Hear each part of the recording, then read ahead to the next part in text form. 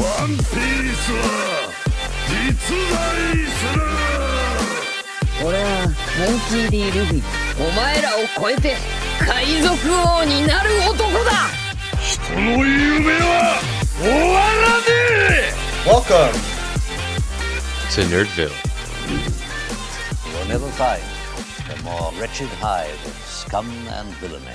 We must be cautious. Hey One Piece fans, this is Turtles. And I'm Fanfi. Kuma's backstory is one of the saddest and best that Oda has ever done. This video will cover it in its entirety from chapter 1095 to 1102. So get your popcorn and your tissues, and let's dive into the story of Bartholomew Kuma. Kuma was born to a buccaneer father and a human mother, but even after his birth, he was enslaved due to the doctor betraying his family. After spending some time with his master that treated him horribly, he is reunited with his father. He asks him how he is doing, and Kuma, the gentle soul that he is, lies, saying he has a nice master to spare his father's feelings. As the two spend some time together, his father has somber news that his mother has passed away, but not to worry, since she is in a better place, emphasizing that slavery is worse than death. The young Kuma, overwhelmed with grief, wants to end it all. However, his father tells him not to give up and recites to him a tale passed down by the buccaneer race. The tale is about the warrior of liberation, Nika, an individual that always smiles and walks to the beat of drums. As his father dances and demonstrates the sound of the drum, try and lift his son's spirits, the master, annoyed by the ruckus, shot his father dead, stating, "Shut up already!" This is another instance where we see the cruelty of the celestial dragons, where killing a father in front of their son isn't off limits. They are treated like garbage or insects, as Jay Garcia mentioned in chapter 1090. Honestly, what do you guys think of Kuma's father, bearing his son with the responsibility to live to continue the buccaneer legacy, even though he admitted that death is better than this life? In this backstory, we also get a soft confirmation that Nika was perhaps a real deity in the world of One Piece, since he was clearly worshipped by the buccaneer clan, which is a sin according to the world government. Another piece of evidence for this is the fact that Kuma always has a Bible with him in the pre-timescape era. Now, this could be a religious book created by the world government as propaganda that he is holding ironically, but it seems much more likely that this book is in reference to his father revering Nika. The next panel is a scene where we observe a large group of celestial dragons 38 years ago in the West Blue, preparing for the native cleansing festival, an event that occurs only every 3 years, and this time is occurring in God Valley. Finally, we are getting to see God Valley and perhaps a lead into one of the most important backstories in the series, the God Valley incident. As they make the announcement that the traditional human hunt will begin, the king of the island expresses anger on what is about to happen. He is suddenly killed by young Figurlin Garling, the future leader of the Gods Knights. The celestial dragons reprimand him for beginning early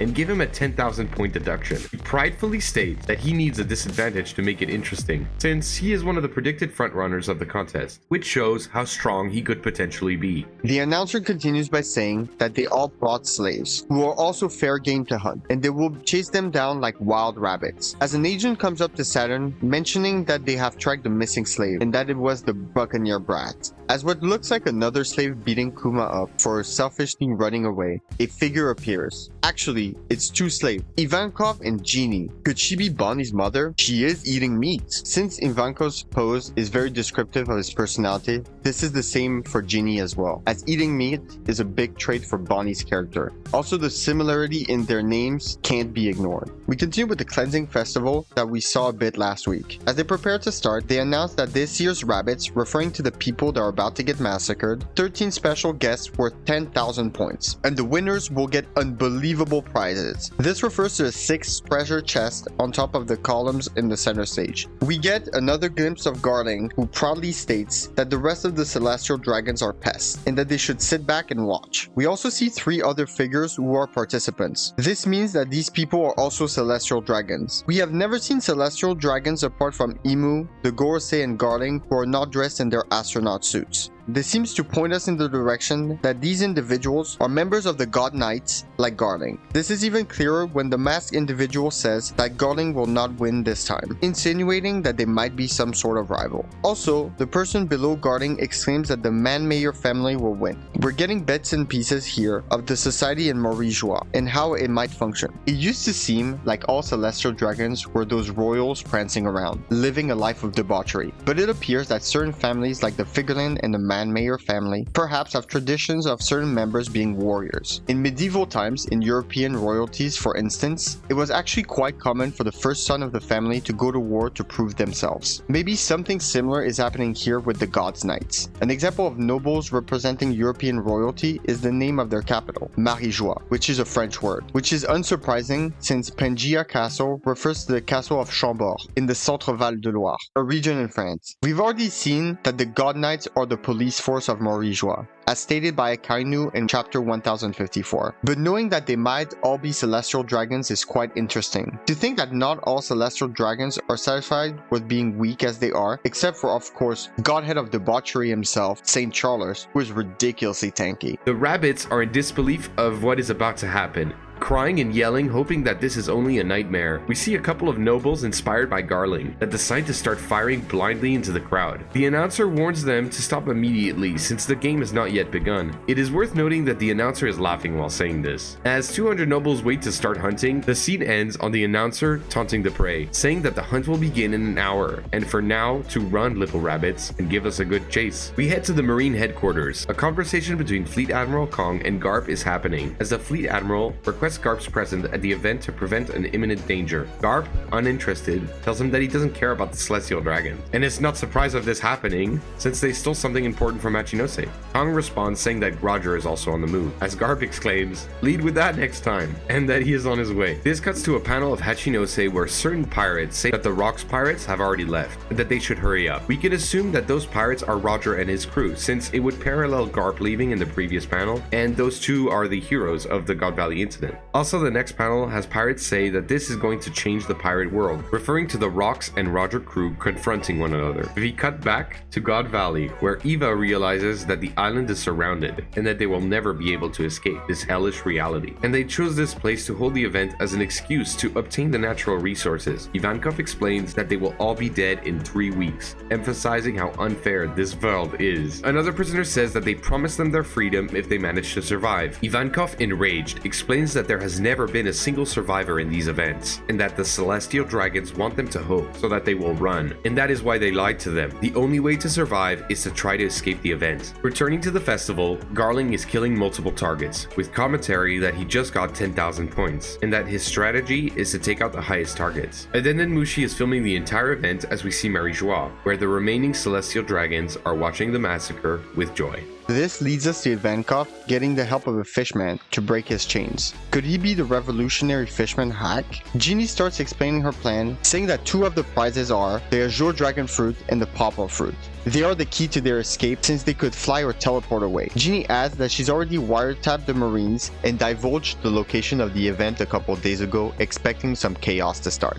Some prisoners aren't convinced, since the Marines are surrounding the prizes. Eva asks if anyone wants to distract them. Unsurprisingly, Kuma says that he will do it, since he is sturdy and doesn't want to see anybody die. Eva strongly agrees with the sentiment and vouches to not let them die. Returning to the blockade, a cannonball is fired at a Marine ship. It's the Rocks pirate ship. The Marines wonder how they arrived and what they're after. As they fire, Rocks, invisible as always, shouts out, "Follow my lead, crew!" Finally, a panel revealing the full roster of the Rocks pirates, with Goatbeard, Kaido, Big Mom, Shiki, Captain John, Gloriosa, Stussy, and others. Seeing Shiki finally in the flesh in the continuity of the manga is very cool, since Strong World wasn't canon. If you don't remember, Gloriosa was the Amazonian queen 2 generations before Hancock. We met her when Luffy was sent to Amazon Lily. As for Captain Zhang, as well as Wang Ji and Silver Axe, they have been name dropped by Sengoku when he was giving the newer Marines a Rocks history lesson.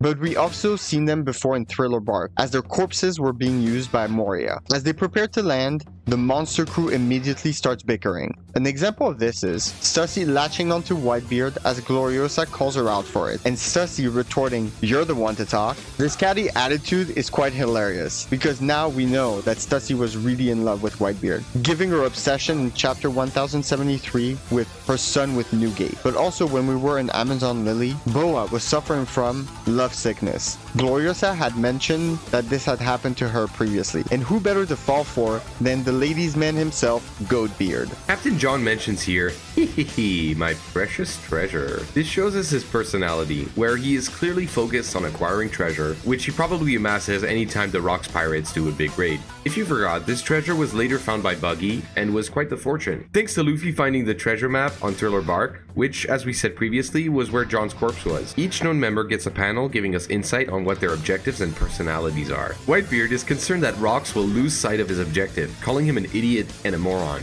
As we saw in Strong World, Shiki's inferiority complex kicks in, where he screams at Whitebeard, asking him who put him in charge. As for Big Mom, she is quite different to how she is now, not driven by her desires or hunger, but very objective-driven and competitive. While the newcomer Kaido, obsessed with fighting, wants to fight Roger, the others state that this is the decisive battle and that they will settle this. We get an announcement that the Rocks pirates have landed. We see Celestial Dragons complain to a Marine, fearing for their lives. As the Marine blockade is updated about a fleet of incoming pirates, they wonder how their secret location was revealed. The Roger pirates finally arrive on the scene as well. It's so cool to see young Roger with the straw hat. We haven't seen him wear this hat, I believe, ever since we saw Riley reminiscing on how he met Roger. Also, we just see more of how much Ace resembles his father. This prompts Garling to order the Marines to retreat and protect the Celestial Dragons. The Royal Knights must follow him into battle, as we see 2 more members are revealed behind him. Marines don't know if they will make it since Rocks and Roger are here, but no need to worry, Garp is here. The same 2 Marines fangirl, exclaiming, "Woohoo! We're saved!" He ignores everyone's excitement and demands Roger's location. In the midst of this chaos, Eva and Kuma achieve their objective and are in the possession of the Azure Dragon and Pawpaw Fruit. Eva tells Kuma to hurry up and eat the fruit. Suddenly, Big Mom snatches Eva's prize and shoves him. She goes towards Kuma, telling him to give it to her. Eva yells out to just eat it. Kuma gobbles it up. As Eva joyfully claims victory, Kuma is pushed to the floor by an invisible force, like we saw in the previous chapter with Sanji and Bonnie.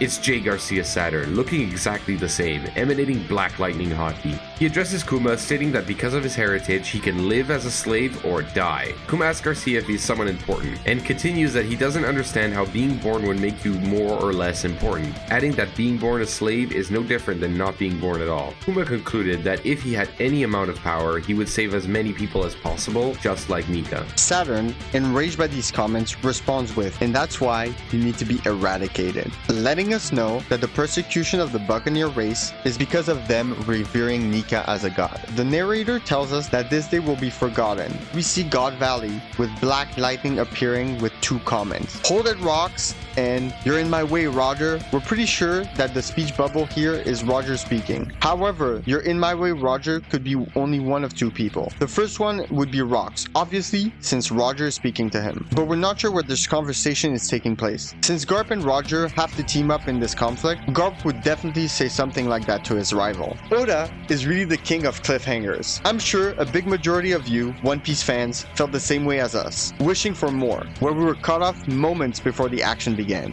This is the second time that this has happened for this particular incident, since in the Kaido backstory, if you want to call it that, we see Big Mom recruiting Kaido for the God Valley job, cutting off right before we could see it. We know that this backstory is more focused on Kuma, and Kuma's involvement in this incident is over, but this is the fight that every One Piece fan wants to see. We are curious to discover with you all which backstory in the God Valley incident will appear in next. Shanks or Blackbeard possibly? Shanks would be the obvious choice, since we know Roger found him as a baby in a treasure chest after the God Valley incident. Shanks is 39 years old, and this lines up perfectly with this incident. Given Garling's personality, it's very likely that he was intimate with a slave. And if he considers that other celestial dragons are pests, how would he feel about an impure child born out of wedlock? Perhaps he would put his own bastard son as one of the prizes in the treasure chest. As for Blackbeard, in his backstory, we might see him find perhaps Rock's diaries, like Yamato found Odin's. It's a common theory that Blackbeard is linked to Rocks in some way. He is either Rock's secret son or the embodiment of his will, like Luffy is for Roger. There are many examples of this, such as Teach naming his ship Saber of Zebek, or his similarities to Luffy. In this chapter, despite not seeing Rocks, we see a bit of his personality, rushing into action without thinking, with Whitebeard calling him an idiot or a moron. This is similar to how Roger's crew talks to him. The resemblance between Rocks and Roger is similar to Teach and Luffy, where they have comparable goals, personality, and aspirations, but completely different morals. Sorry, got a little sidetracked there. Let's get back to the chapter. The story refocuses on Kuma's backstory. They end up in the Sorbet Kingdom in the South Blue and have established their home in a church. Kuma is praying. Eva asks him how long he plans on praying. Kuma answers that he is thinking of how many more people he could have saved. Eva reminds him he saved 500 souls in that mess. Ginny adds on, saying that he is amazing. Eva tells him that his hands are blessed and that they are the hands of liberation. Hearing that, Kuma gasps, looking at his hand with paws imprinted in his palm, saying, "Hand of liberation?" Here we see Kuma's dreams come true, emphasizing that his father was right, his faith in their savior would be rewarded if he survived, and he was even able to liberate people just like Nika does. Eva announces he is going to sail the seas to bask in his freedom. Kuma says his goodbye, saying that he will never forget his face. Eva, laughing, says that no one ever does. Ginny apologizes and states that she will be staying with Kuma until she figures out what she wants to do with her freedom. The pair start building their new life, getting all the essentials and stating no more dumpster diving for food. They will work for it. Kuma encounters two children that start throwing rocks at him since they don't believe he is 9 and that he is scary. Ginny rushes over and beats up the children. The kind-hearted Kuma removes their physical pain with his pawpaw fruit. They thank him, wondering if he has magical powers. Following this, they go home and eat. Ginny finishes her plate quickly, mentioning that she is still hungry. Kuma gives her the rest of his meal. They then bond over the fact that they both became slaves at the age of 4, and Ginny adds that it's the first time that she has ever felt full in her life. She starts crying as Kuma joins in, asking what's happening. As she answers, "I'm just so happy." The narrator is pulling ever more at her heartstrings, stating that this is their first taste of happiness and hope. This chapter continues Kuma's backstory 8 years after the God Valley incident. We see a panel of the church he started living in with a castle in the distance, as elderly people who knew his father and mother ask for his help. We knew in chapter 1095 that Kuma was born in the Sorbet Kingdom, but the fact that the villagers remember his father as a very kind person, saying they used to come here, referring to the church, insinuates that his father was also a pastor, or at least worked in the church. This shows us that the Buccaneers might not only be practitioners, but preachers themselves, and that this might be the tradition passed down through the Buccaneer line, preaching the good deeds of Nika and helping as many people as possible. Kuma is now a pastor and 17 years old. We see him treating an elderly woman, similarly to how he removed Luffy's pain in Thriller Bark. He seems to be helping all of the elders with their aches and pains. The old folk thank him, asking if he would be available on weekdays. Suddenly, someone stomps on the floor yelling that he will only be available on Sundays. It's interesting to think about the comparisons we can make with Christian traditions. A first comparison would be Kuma taking care of these individuals on a Sunday, which, as we know, is the day in the week where most people go to church. Secondly, the fact that Kuma appeases people's pain to then take it himself is equivalent to a priest having to take a sinner's confession and having to take that pain and not share it with anyone. The person who suddenly arrived is Ginny, now 21 years old. She states that they are just a bunch of freeloaders. They respond saying that they got her attention now, and that they will overlook her foul mouth because she is a cutie pie, as they gossip about all her suitors. She sighs and tells them not to change the subject. Two of them exclaim that these men have no chance with Kumachi being around. Kuma charmingly tells them they are too kind, as Ginny angrily tells him he is too kind. As they prepare to leave, they apologize for not being able to donate to Kuma due to the tribute to the Celestial Dragon, adding that it's because of the new king. They describe the king as cold and cruel, and only concerned about paying the Celestial Dragon tribute, even mentioning that he doesn't feed his prisoners, as one exclaims that they knew someone that died that way. They mention that he's even more of a cheapskate than Ginny herself. Kuma, sensing their anger, tells them that they can come every week to get rid of their mild pains. They thank him for his assistance as they part ways. He returns inside of the church, walking towards the paw bubble. Kumachi takes a deep breath, then places his hands on the paw. Immediately, Kuma absorbs all the pain. His face cringes and he bleeds, screaming in agony. Ginny waits for it to end, covering her face with her legs. This explains her anger earlier, when they asked if they could come more often, since Kuma is taking all of their pain every week as she watches. Obviously, we have seen this situation before, in one of the most epic moments in One Piece. 何もなかった。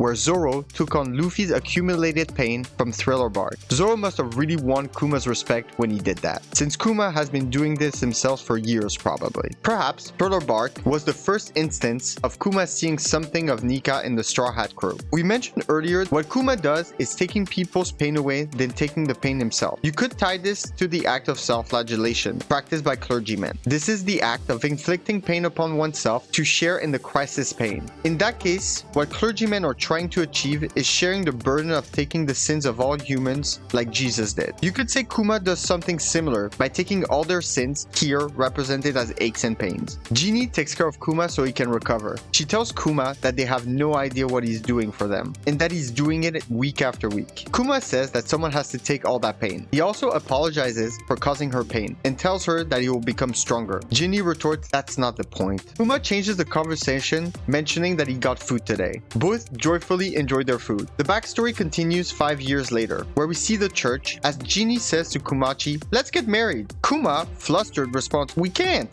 Ginny, annoyed, says, what kind of reaction is that? As well as, you love me, right? Admit it, you dope. Continuing with, wouldn't that make you happy? Kuma supposed it would, thinking to himself what his father said that day when they got enslaved, wondering if she would be happy with him. Kuma, reading the paper, tells Ginny to look, since they have wanted posters of the freedom fighters, aka the Revolutionary Army. A poster of Dragon is revealed, as Kuma exclaims he is so cool, like a hero. As someone knocks on the door asking if anyone is home, Kuma opens, and it's the bullies we saw in the previous chapter, calling Ginny their muse, bringing them some fish. As Kuma thanks them for the food, Ginny throws a dish at him, following up with calling him an idiot and sighing. For you dopes out there, Ginny is obviously angry since Kuma doesn't realize that they are not here because they are friendly, but because they are interested in her. Another time skip occurs, where we are 3 years later, or 22 years from the present day, in Castletown. Kuma is yelling at the guards to let go of the people they have kidnapped. The guards tell him that he is a big oaf, and that he is committing treason. People in the crowd mention that he is a pastor located in the south. A guard smirking at Kuma explains that there is a new law, allowing them to do anything to the south. Kuma, shocked, infers that they plan on enslaving the southerners, as he releases a massive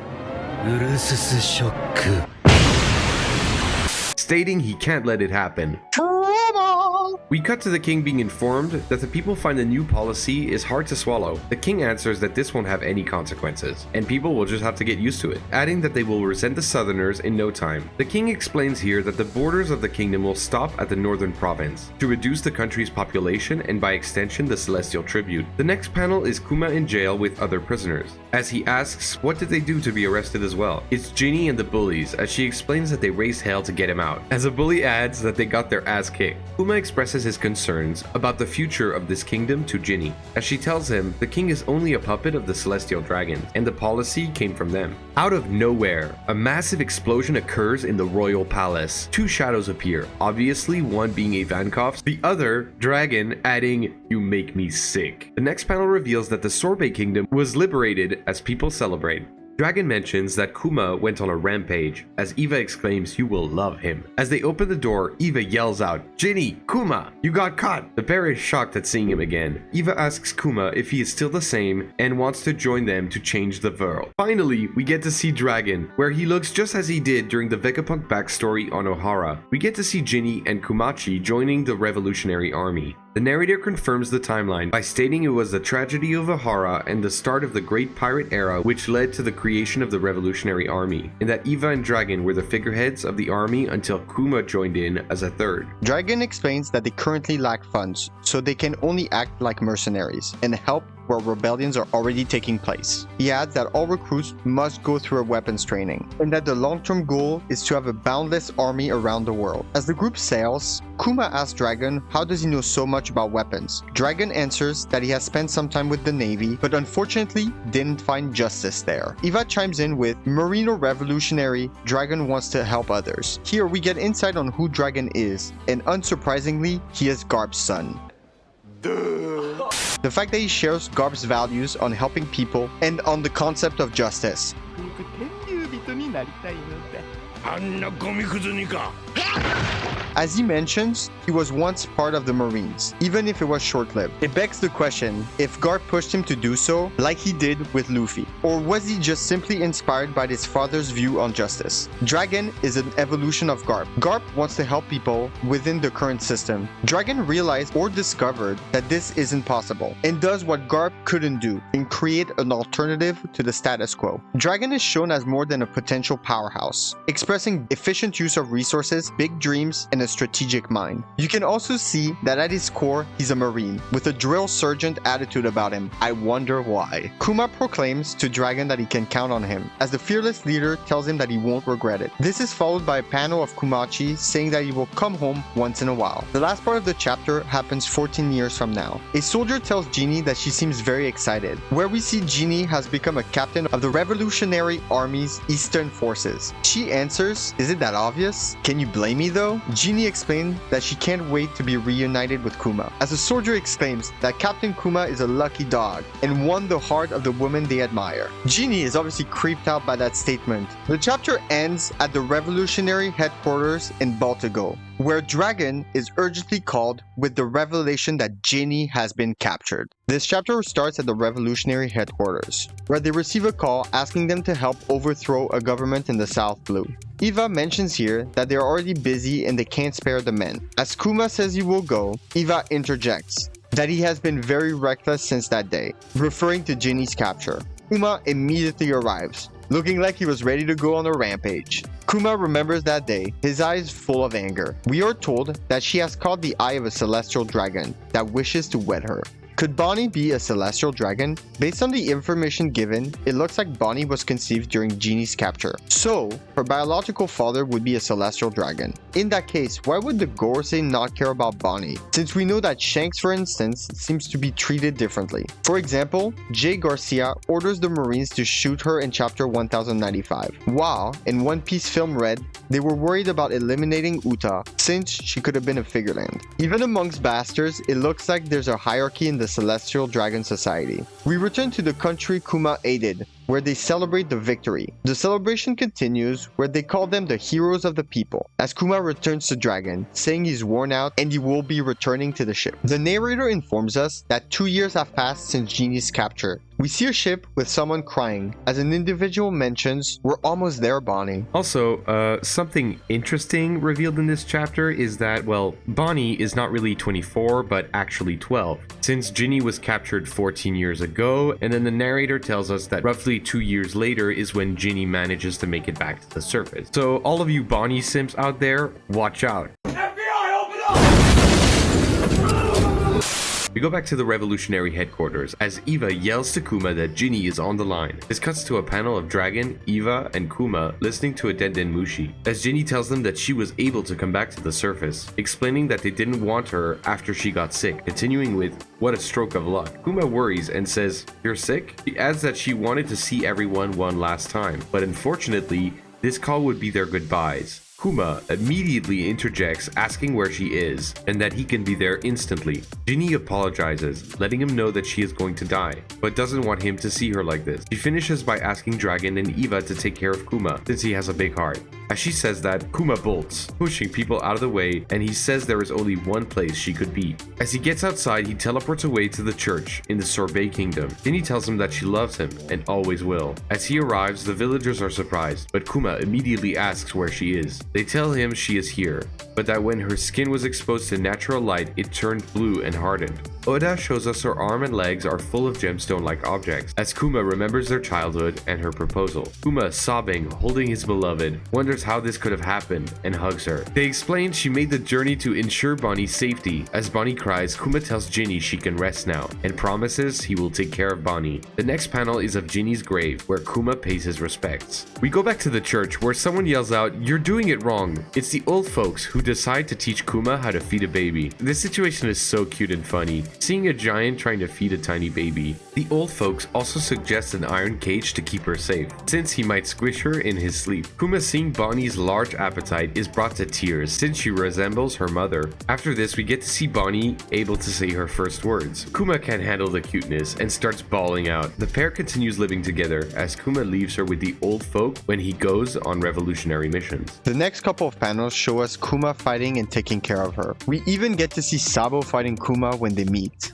All of this is very heartwarming and sad, obviously, since Kuma's fear about having a daughter are kind of being alleviated here. We saw in chapter 1095 that because he is of Buccaneer heritage, that Kuma was very valued as a slave. Bonnie is not a Buccaneer, so she will not be subject to the same discrimination. And in the previous chapter, he's shown hesitation when Ginny proposed, for the very same reason. Sadly, this father-daughter relationship came at the cost of the love of his life. It's very nice to see Kuma happy after having suffered yet another another tragedy. But as we're used to with Kuma's backstory, tragedy strikes again.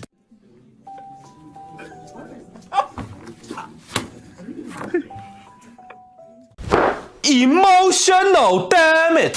In the church, the three bullies ask Kuma what's going on and why they need to seal all the windows. Kuma answers with, "Take a look below her eye." We see that gems are forming, and Kuma adds that she probably has her mother's sickness. The bullies run out of the church saying they're getting a doctor. One doctor shows up, suggesting to take her outside to see it. As Kuma tells him he's crazy, another doctor comes and tells Kuma that this doesn't seem to be white lead poisoning, the disease that we saw Locke contract in his backstory. Kuma, in that moment, makes a decision. He tells Eva and Dragon that he's quitting the Revolutionary Army due to Bonnie's illness. Dragon tells him that he understands, and to live his life with no regrets, and that he can use all of their contacts to find a solution. This moment is epic for us, since once again we see a common trait of the Monkey D family. His answer would be exactly what Garp or Luffy would say in the same situation. Also, like the other two, he's a true D, never taking away individual freedom over the greater good. This is in contrast with the world government that sacrifices people's individual freedoms for their selfish purposes. Usually, strong revolutionary leaders would try to convince such an important resource to stay, but Dragon understands that people need to live without regrets, since it seems he lives his life without any regrets. Quick thing everyone, thanks for getting us over 150 subs. If any of you haven't subscribed yet, how about giving it a whirl? Don't forget to smash that like button.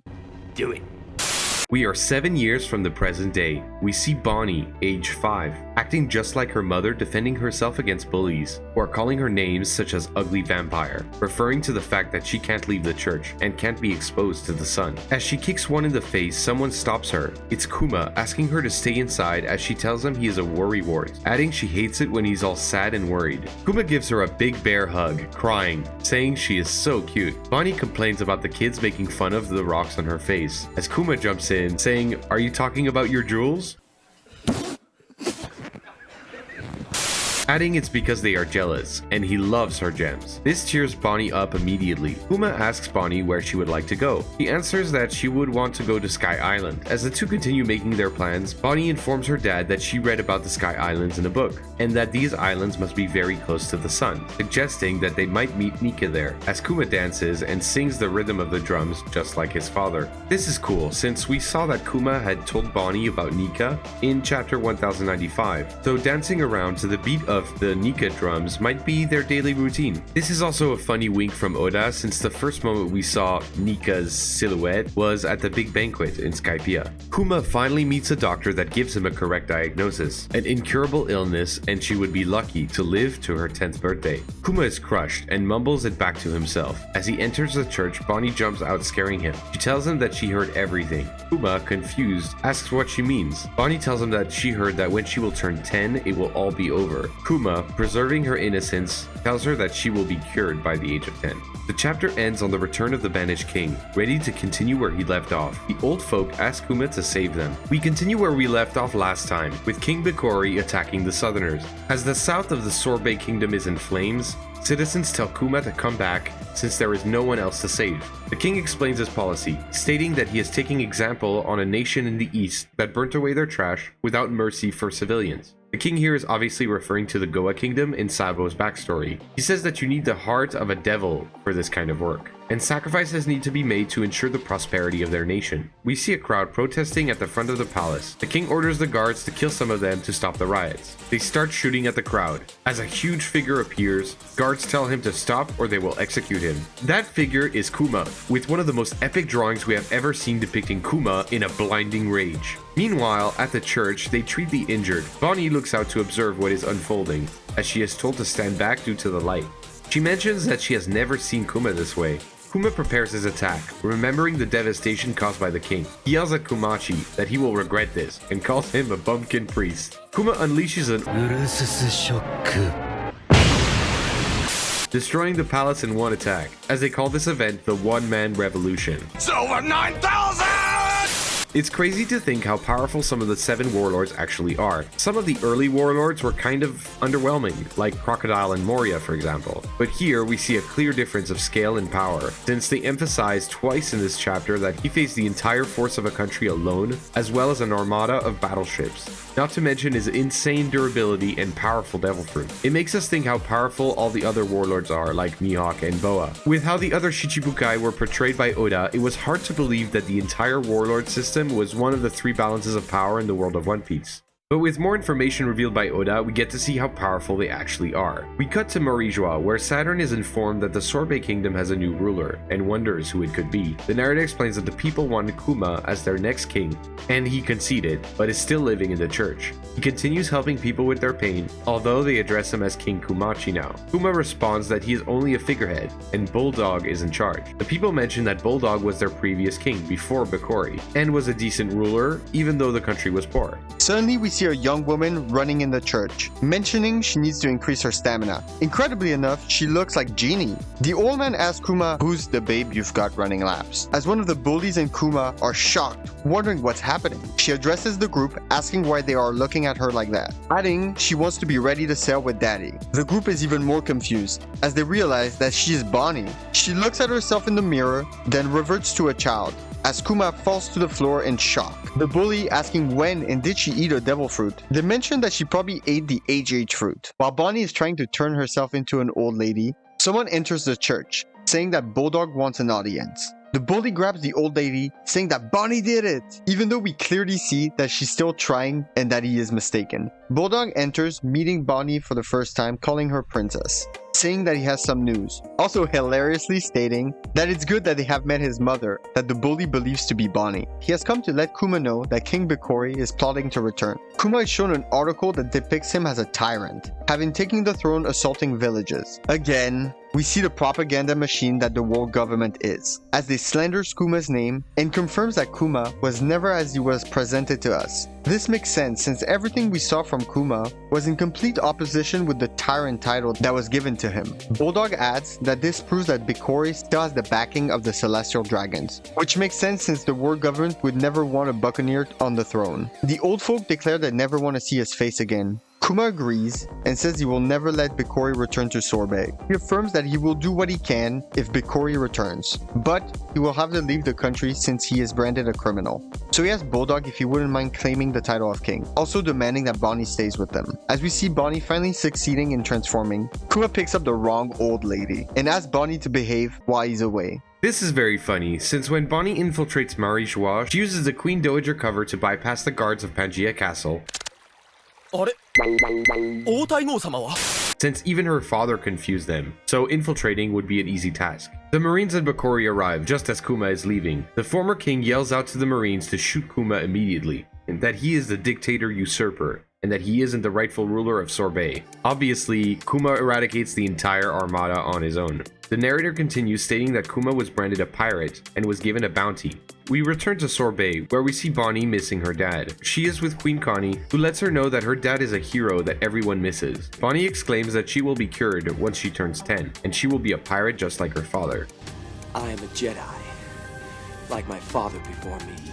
We cut back to Kuma's adventures at sea, trying to find a cure for Bonnie's illness. He passes through many islands, but these islands aren't just any islands, since we have seen them before. They were the places he sent all the Straw Hats after Sabaody. From these panels and the previous chapter, it looks like Kuma's teleportation skill only works in places he has visited. This is why he ended up at the church when they managed to escape the God Valley incident. Probably the only places he knew was the church and Marijua. Kuma visiting these places explains how he knew where to send each Straw Hat to the destination they needed. Kuma, while traveling, not finding any clues to a cure, is devastated, and his thoughts linger on what the doctor said, that she only has 5 years at best. He finally meets Dragon's ship on his travels, where someone yells out, "It's him!" where we see a young Bello Betty accompanied by Morley and other revolutionaries. Dragon lets Kuma know that Eva and Inazuma were caught and sent to prison. We know that the prison that they were sent to ended up being impelled down. Bello Betty lets Kumachi know that no one in the revolutionary army believes this propaganda. He also asks Kuma if he would mind letting her be the captain of the Eastern forces, replacing Ginny. Kuma agrees, saying that she is perfect for the role. Dragon continues by mentioning Sabo and Koala, and would love for Kuma to see how far they've come. Kuma wants to return to the revolutionaries, but still needs to find a cure for Bonnie. Dragon chimes in by asking Kuma if he's ever heard of Vegapunk, and that he needs to switch labs soon, potentially giving Kuma the opportunity to meet him. Kuma takes his leave, thanking Dragon for the lead. stating that after he cures Bonnie, he will return to fight by his side. Dragon mentions here, "Go where the wind of fates take you, my friend." Kuma returns to the church where we see Bonnie has been training and just destroyed a full adult. They arrive at the island that would eventually become Egghead, and they finally get to meet the famous scientist. Vegapunk is amazed at Kuma's body and requests to study him, for the sake of science of course. Vegapunk examines her and is surprised to see the sapphire scale disease and the level of containment achieved, adding that he can cure her by using a brand new method in the medical field. He starts explaining that he will do stem cell transplant and that it would cost as much as creating a cyborg. It's quite tragic that Kuma asks if Vegapunk is going to try to turn Bonnie into a cyborg, since he ends up becoming one himself probably in the next chapter. While Vegapunk examines Kuma's results, he is shocked at the revelation that he is a buccaneer. He reminds Kuma that he works with the world government, insinuating that he should not reveal this info lightly, while Kuma answers that he trusts Dragon and that it seems that he trusts Vegapunk. Vegapunk explains his intention to clone Kuma and to complete the soldier project. He proposes a deal to Kuma, in which if he decides to donate some blood for his clone project, he will waive the medical expenses for Bonnie, since he assumes that they don't have any money. Kuma lets us know that he can't pass on this offer, and asks what he plans to do with the clone. Vegapunk responds by confirming Kuma's suspicions, that they will be like Marines. However, will have superhuman bodies capable of deflecting bullets, adding laser beams would be a cool feature too, giving them devastating power. They will be warriors of the future, with no limit to their potential, stating that their main purpose will be to help the defenseless. It's hilarious here that Vegapunk actually thinks that the world government would allow him to create warriors whose main purpose would be to defend the people, since as we know, the world government does not care about the consequences for those who are not celestial dragons. It's especially surprising since this transpires after the Ohara incident, which Vegapunk was witness to, or at least the destruction after the fact. This is further reinforced later when he states that Dragon will not be on board, since Dragon would know the consequences of such a devastating weapon. Also, him mentioning the laser beams is a good example of a scientist getting so excited at taking their idea to the limit that they decide to ignore the consequences of such a dangerous creation,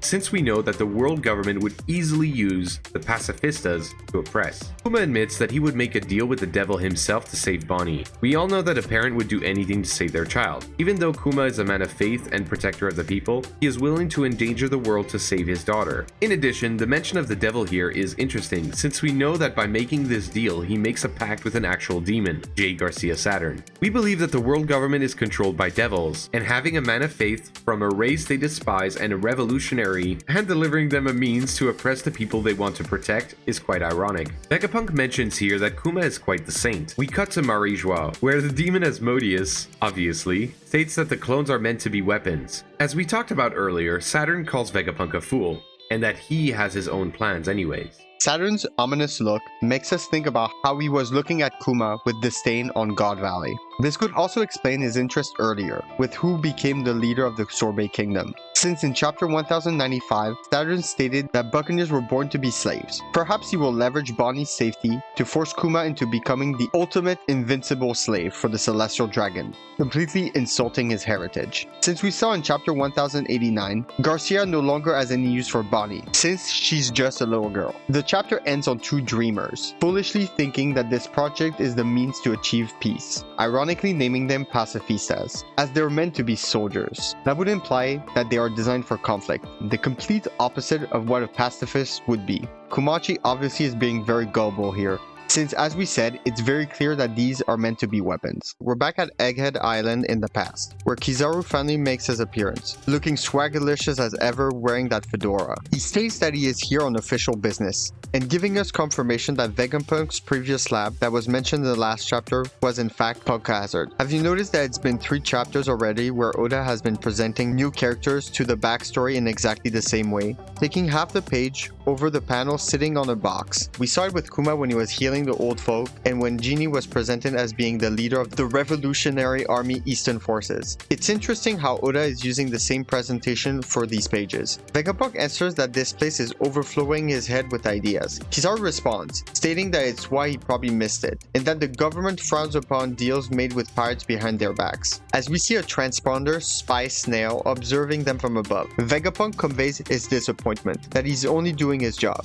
as we see that the Marines have surrounded the island as a precaution. This is another instance of Vegapunk being very naive, where it really seems odd that he didn't do a thorough sweep of the place, especially if he's going to work on things that he wanted to keep from the world government. It's not surprising that they found evidence quite quickly on Vegapunk's researching the Void Century. Someone jumps on the transponder snail by explaining that Kuma is a pirate with a 296 million bounty on his head, and that it's irrelevant whether Vegapunk considers him a perfect candidate. He continues by stating that having his face represent the Navy would be dangerous for their reputation, adding that they have 3 stipulations for his deal to be honored. 1. Kuma must become a warlord, since they have lost a member because of a rookie named Ace. 2. That he must undergo procedures to become a weapon for the world government. Kuma asks if they are going to modify his body. They answer that he is already strong enough to be a warlord, but with the modifications on top, he will be feared by all pirates. Kizaru adds that this help would be invaluable, as Vegapunk tells him to can it. The person continues by saying that they are aware of Kuma's past as a revolutionary, and need to ensure that he will not betray the world government. As the third point is revealed, the person on the other line is obviously the godhead of science and defense, J. Garcia Saturn, ominously stating that Kuma must abandon his free will.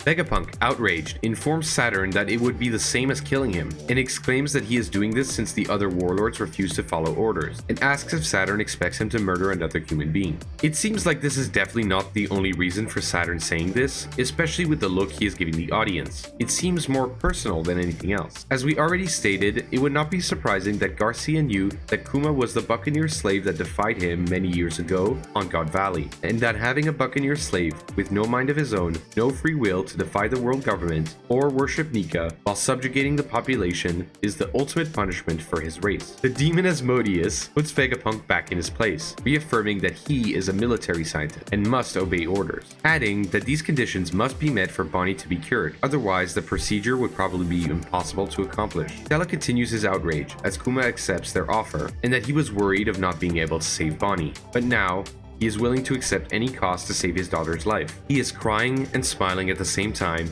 as everyone in the room is baffled by Kuma's kind heart. This scene is quite awful, since Kuma has so many emotions running through him right now. Acceptance out of love for protecting his daughter, sorrow because he's losing what makes him a person, as he tries to keep a straight face. This is making everyone in the room emotional. Even Kizaru has a hard time keeping his composure. This is understandable, since such a kind person, getting their free will removed from them is quite hard to swallow. As this is happening, Bonnie is cheerfully running around Egghead with Sentomaru chasing her. Saturn asks Vegapunk how long the modification and the cure will take. He states that Bonnie's Sapphire scale will take 6 months and a year of recovery, and Kuma's modifications will take 2 years. Kumachi is relieved. Since she will be cured before the age of 10, Saturn chimes in asking how they can trust him, since Bonnie will be cured before the end of Kuma's procedure. He asks that the world government will take custody after she's cured, and only will be freed once he has erased his personality. Vegapunk is even more furious than before, since Kuma wouldn't get to see his daughter after she's cured. Saturn affirms this, and that Kuma will be very busy with his duties as a warlord. Also, any contact between them will be forbidden, so they don't escape. If there's any hint of defiance, Bonnie will spend the rest of her life as a slave. This obviously guarantees Kuma's compliance, and this is precisely what he wanted to avoid, and the main reason he himself never got together with Genie. He explains that he will never try to see her, but that he has one request: to not tell Bonnie about her illness or that she is a hostage. He also doesn't want her to stay at a government facility, but in the Sorbet Kingdom. If they can grant this one request, he will obey without question. Garcia agrees to the terms, stating that it doesn't matter where she's kept as long as the world government oversees it. Kuma informs Bonnie that they will both be staying here for the next 6 months.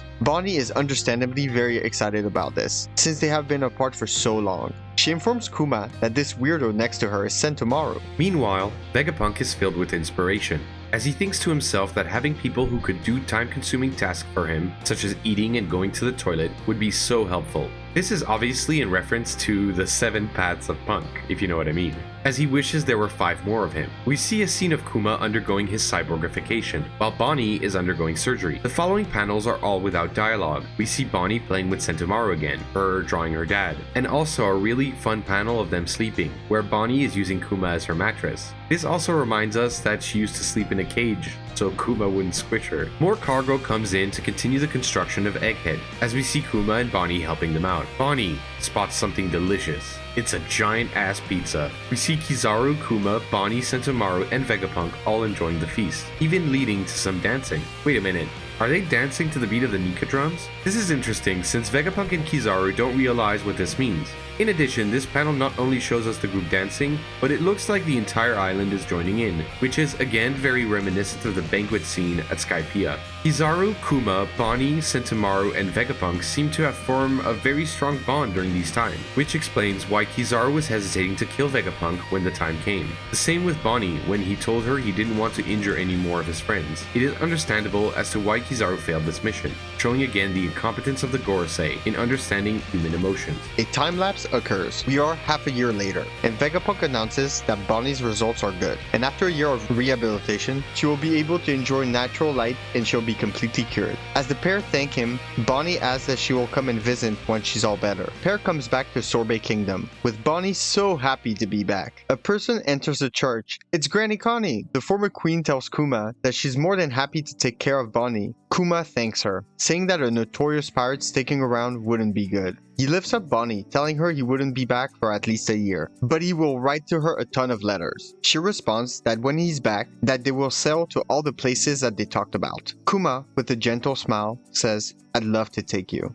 Kuma must be crushed, knowing that we'll never be able to do this for her. Suddenly, two doctors and a nurse enter the church, telling Kuma to leave it to them. Saturn is following through on what he said, and we can see that he isn't messing around, sending a Cypherpole agent to supervise Bonnie. Alpha walks towards Kuma saying that they were sent to monitor Bonnie's health, announcing new rules where suspicious individuals will not be allowed in the church during the recovery, and that you need to bring ID to visit. Someone yells that it's such a pain, and asks what they are building around the church. She answers that it's their living quarters, when it's clearly also a watch post and a fence around the church. They are obviously trying to control Bonnie's environment to keep Kuma true to his word. She is holding a cube and whispers to Kuma, "Don't forget, a child's life is such a fragile thing." She then breaks the cube. Kuma says he understands and will not return. He says his goodbyes to Bonnie, telling her, "Thank you. I'm so glad you were born." She is so happy he says that, but doesn't understand that this is the last time she will ever see him. Everyone says their farewells as Kuma is leaving the church. The narrator takes over, announcing that the pirate world is about to be shocked. Kuma is now a warlord of the sea. We get to see the reaction of major players in the story about this revelation. First, Daffy is excited to add a player to his game. Then we see Crocodile and Robin. He is intrigued about the news, but Crocodile is more focused on his operation. Then Mihawk has nothing to say. As per usual, he hides his emotion, and has probably destroyed a ship in the background, aka he's been Mihawking. The next panel is nice, since we see Alvida and Kobe, with her as per usual seeking validation, asking if she is stronger than Kuma. We continue with Ace, Marco, Whitebeard, Peach, and Jinbei. Ace tells Jinbei that it's great news that they have found a replacement. Jinbei answers that he shouldn't be talking about that, and that the piracy landscape is changing because a king became a member of the warlord. We see Boa, who says she doesn't care since he's a man. Moria reads the paper saying that the pop-off fruit doesn't sound that frightening, which is hilarious since he got destroyed by only pacifistas. We end this revelation with the Revolutionary Army. First we see Dragon, probably saying to himself, "Ah, so this is the deal you've made." As for Sabo and the others, they are confused, since Kuma would never answer to the world government. We cut back to Komachi on his ship, writing to Bonnie about his journey. We love Kuma's flag, by the way, since it's the drawing we saw that Bonnie made him on Egghead Island. He continues writing, telling her he is trying to find places for them to visit. He sent the letters via Seagull. Randomly, we see a panel of Luffy being chased by a tiger. He is laughing about making the tiger mad. The final panel ties all of this together. As Kuma receives a call about his next assignment, it looks like he was about to arrive in Luffy's hometown. The chapter starts where we ended the last one, with Luffy training in the jungle using his newest move, Gomu Gomu no Battle Axe. Kuma was observing all along, bringing us to a memory of him and Dragon when they visited this island. This may have been when the revolutionaries saved Sabo during the ASL backstory. Kuma mentioned at the time that Dragon seemed familiar with this island, and adds that he saw a young boy in a village nearby. Dragon cuts him off immediately and retorts, "If you keep speaking, you might as well kill me." and that children are a parent's weakness. Kuma responds with, "I will forget what I saw." Another element of Kuma's backstory is that we get so much more information about Dragon's personality, and we get to hear his philosophy, explaining why he chose not to have a relationship with Luffy, since the world government would no doubt be after the son of the most wanted man on the planet. His comment to Kuma really shows that Dragon does love his son, but the mission takes priority. Also, Dragon gave Luffy the best possible life by not being there, allowing him to live the life he wanted. It's interesting to think here that maybe Garp hid Luffy's existence from the world government, since he had already seen what could happen to the family of criminals when he rescued Ace. It's also possible that Dragon asked Garp himself to raise Luffy and hide his existence. Keep it secret. Keep it safe. Since, as he said, his son is his weakness that his enemies would exploit. Garp would be able to do this since he has been keeping Ace hidden as well. We return to the present, with Luffy mentioning that he will use it to defeat a super strong enemy, and he has to be ready when someone tries to take one of his crewmates. This is obviously in reference to his fight against Arlong, one of the coolest moments in pre-time skip One Piece. Luffy is low-key predicting the future here. This is also quite cool, since from what I remember, we had never seen Luffy's training regimen after Ace departed. So we didn't really know if he was improvising his moves or if he had trained them before. As the memory ends, Kuma receives a call and vanishes before Luffy can see him.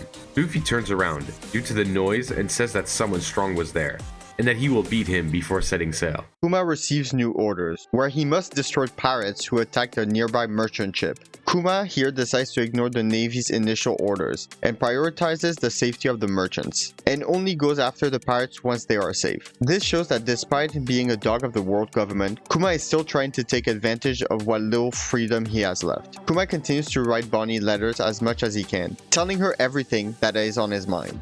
In Sorbet Kingdom, Bonnie is patiently waiting for Kuma's letters, looking if the mail has arrived yet.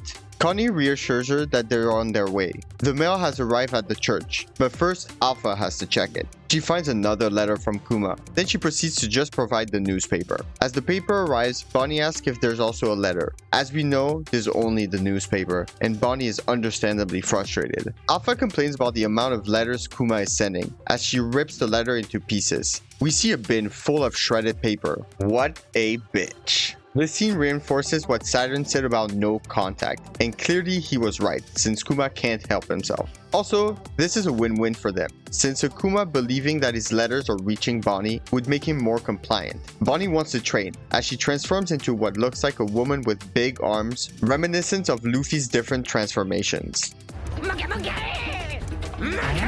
And when she attacks Vegapunk on Egghead, Alpha enters the church, and Bonnie immediately goes back to her original form.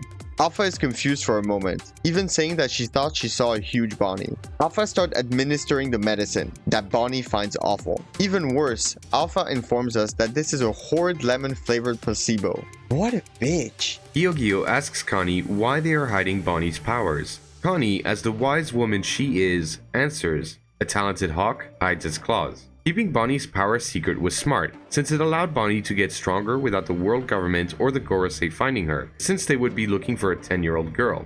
And she is sailing as a young adult. We cut back to Science Division Lab 8, where Vegapunk has achieved the technology to reduce the size of his head. Stussy is also present, saying that Vegapunk's new style suits him. She proceeds to ask Kuma who between them has it worse, the human that lacks free will, or the clone that doesn't. Vegapunk answers that she is as human as the rest of them. Kuma asks Vegapunk what he should expect after the procedure. Stella answers that all of his humanity would be removed. Nothing would stop him from completing his mission, though he does mention that he will be able to retain some free will for one more year. We see that Kuma continues to write letters to Bonnie. He says that he will continue writing letters to her until he runs out of time, which as we know is completely pointless. Stussy chuckles, saying how sweet this is. He mentions that Bonnie will almost be 9 now, and wonders how big she's gotten. We see what he wrote in her letter, wishing her a happy birthday. We cut back to the church, where everyone is celebrating Bonnie's birthday. Granny Connie even made her a giant pizza, just like she ate at Egghead with her father. While everyone is sleeping, Bonnie decides to sneakily check if a letter from her father has arrived. Disappointed, she starts tearing up, stating she is 9 years old now, and he said he would write to her. The narrative carries on, explaining that another half year has passed without Bonnie receiving any letters. The scene switches to Baltigo, where someone yells out that Kuma came to the rescue again. These scenes add to Kuma still having some free will and not being afraid to help whenever he can, reinforcing what he said in the previous chapter about wanting to rejoin with the revolutionaries. He is still a revolutionary in his heart. He adds that if Kuma wants to be left alone, then they have to respect that, and that he must have his own reasons. We return to the church where Bonnie cheerfully states that she is cured and that her stones have disappeared. Alpha yells out that she still can't go outside yet and that she has been told to keep an eye on her until her 10th birthday. Bonnie says she's lying since Vegapunk told her that she would be cured after a year, which was 1 year ago. After this, Granny Connie secretly informs them all that Alpha and the others are intelligence agents from the world government and tells Bonnie that her disease has already been cured. Connie doesn't understand why they would keep a healthy girl locked up for another 6 months and why Kuma's letters haven't shown up. Something doesn't add up. Bonnie agrees as Connie explains that Gyo and the others are already waiting for her at the docks, leading to her escape from the Sorbet Kingdom. While Bonnie has disguised herself as Queen Connie once again, Connie explains that Gyo and the others are strong and that they will be a great help to her. It's very sweet that the people that have been helping her all along cheer her on and are joining in her quest, since they practically raised her as well as being best friends with her parents. This is also funny because neither me or Fanfi had noticed that we already had seen Gyo on Bonnie's ship in the events of the story, so it was clear that he was going to join her crew. As she escapes from Alpha's grasp, we see a very heartwarming scene of Bonnie finally seeing the outside world. All the people in the church are observing this and are understandably extremely moved. Gyo greets her at the docks as she adorably states, "Look everyone, I'm finally outside." Alpha is enraged because she can't find Bonnie, but thankfully, Connie has disguised herself as Bonnie.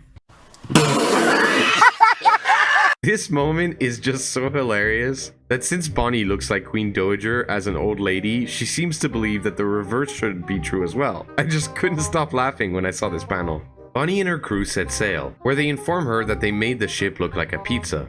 Alpha chases after the ship, asking them if they really think they can get away from her, stating that she will keep Bonnie chained up from now on. She starts airwalking towards them. As Gyo notices that she is using the Rokushiki technique to stop Alpha in her tracks, Bonnie starts thinking to herself, what could be the strongest thing to defeat her? She suddenly remembers Kuma telling her about Nika, that no one knew what he looks like, but that his body was all rubbery. She jumps towards Alpha, yelling out, "Distorted future," and asks for a Nika-ish future. She proceeds to punch the lights out of this bitch Alpha with a Gear 3rd looking punch. Bonnie is just truly full of surprises, since taking out a CP agent at the age of 9 is completely ridiculous. Not only this, but the fact that she can apply other people to her potential future is insane. It feels like Bonnie's fruit isn't just manipulating age, but manipulating time in a very specific way.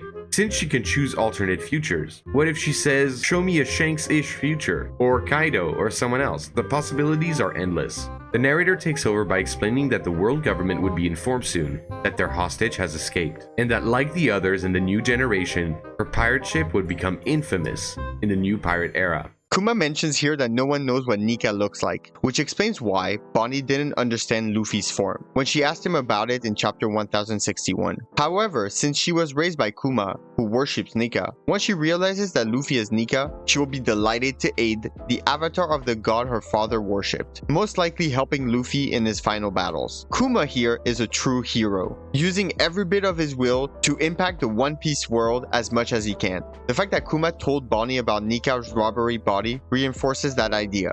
That when Kuma was visiting Luffy, he had a suspicion of him potentially being Nika. Him seeing Luffy explains a lot, since he helped the Straw Hats in Thriller Bark directly disobeying the world government that wanted them eliminated, and in Sabaody, where they were supposed to meet their end. The strange part in all of this is that we were told that he only had 1 year left, but he protected the Sunny for 2 years. This could be programming implemented by Vegapunk after he met Luffy as a last request, but could it be possible that you cannot completely suppress somebody's will? Since we know that will is a very important part in One Piece, and that it's linked both to Haki and Devil Fruits. We go back to Bonnie, sailing the seas trying to find Kuma. As they approach a town where Kuma was sighted, Bonnie reminds her guardians not to mention her name, as she exclaims, "We are the Bonnie Pirates," completely disregarding what she just said. Kuma hears them arrive, and as they are about to see him, he vanishes, telling himself, "We can't see each other, Bonnie." Bonnie resumes her adventure and mentions that it would be fun to find Nika, so she could tell her father about it once they find him. A panel of Luffy after defeating Arlong is shown, where he is all excited about his new bounty. We see Sabo and Dragon reacting to the news. Dragon asks Sabo who among the Marines is in charge of Logtown. Sabo answers Smoker, leading to Dragon going there to ensure Luffy's safety. We also see Ace bragging to Jinbei about Luffy beating Arlong, as the future crew member is stunned that Arlong was actually defeated. Kuma is the last one to react, saying what a curious twist of fate that Dragon's son would become a pirate. Bonnie continues her adventure, hyping up her troops, mentioning their intentions to plunder, only from bad guys though. Bonnie tries to give herself an older look by adding lipstick, but puts it on like a child would, and adds a ring to her cheek so her father could recognize her, since that's where her disease used to be. We return to Egghead, where Kuma is about to get a new operation. As they walk past a wall of pacifistas, Kuma says that it's kind of unsettling. Vegapunk mentions that a rookie declared war on the world government, which we all know is Luffy, leading to Kuma revealing that Dragon has a son, and that hiding it wouldn't matter anymore, since he agreed to let Vegapunk observe his memories. Vegapunk is shocked by this revelation, while Kuma continues saying that Luffy having rubber powers and standing up to the world government sounds just like his idol Nika. We've seen Kuma observe this before when he sees Luffy time and time again trying to liberate people, like on Thriller Bark or Sabaody. We cut to Thriller Bark, where Kuma is sent to eliminate Luffy, but as we know, Kuma wouldn't let that happen, leading to the best Zoro moment where he receives all of Luffy's pain. This scene got even more epic, with Kuma saying to himself that he wasn't even sure that he wouldn't pass out from this. He leaves Thriller Bark impressed, but not surprised that Luffy's got such a loyal crew. We arrive in Sabaody, where all the warlords receive an order to be at Marineford for Ace's execution,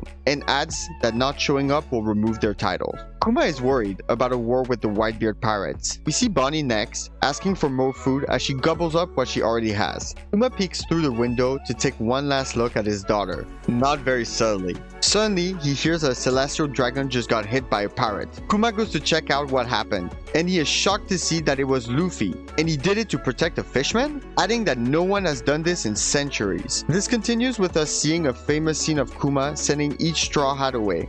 As we see Luffy crying about not being able to save his friends, Kuma says to himself that he doesn't get it yet, but it's to show them that they're not ready. However, they will probably save the world in the future. We go back to Egghead, where it's revealed that Saturn asked Vegapunk to install a self-destruct button in Kuma. Vegapunk is outraged by that order and asks Saturn that if he does this, could he test a new circuit to preserve some of Kuma's will. Saturn ends their conversation quickly with, "I gave you an order," adding with what can only be described as pure hatred in his voice, that Kuma's individuality needs to be erased, and that he would know if Vegapunk tried to pull one on him, reminding Stella that he's a scientist as well. Vegapunk returns to the operation room. Kuma tells him, "It's nice to know how you feel about me."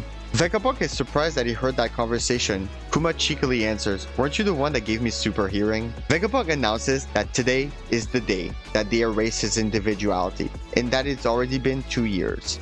Vegapunk explains that his first order will be to go to Marineford. Kuma interjects, asking Vegapunk for one last favor: to program him to protect the Straw Hat ship until one of them returns. Vegapunk asks what kind of future Kuma dreams for this boy.